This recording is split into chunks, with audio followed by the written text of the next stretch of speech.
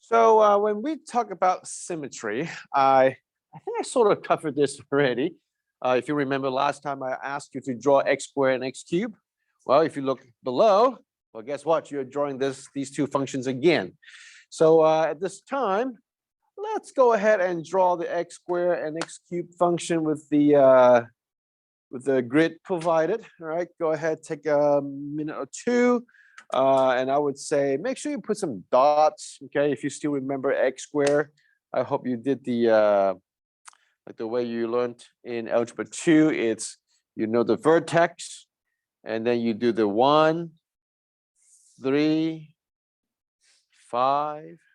Okay, all right, 1, 3, and 5, which is really straightforward for you.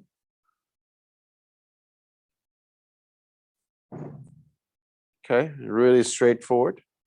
1, 3, 5.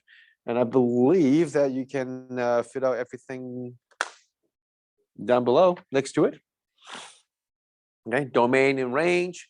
Make sure you use interval notation then when you do your domain and range. Okay, use interval notation.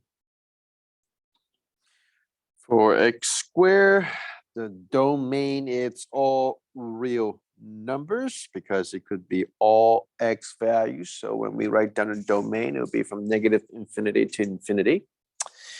And then for range, apparently you can see something that's well, it covers all the y values, but not any of the negative y values. It does include 0. So we say 0 to infinity right there. Is it even or odd? Everybody? Louder? Even, yes. Okay. So it's even. Okay. And symmetry is the y-axis symmetry. We talked about this the other day as we learned when we introduced odd function and even function. Okay. So when it is -7, it would be 49. And when we have 3 for the x value, it's 9. Very straightforward. Okay. So what we want to help you see is that when the power, it's even, and we just had this, again, we don't have anything else. It's just a power function.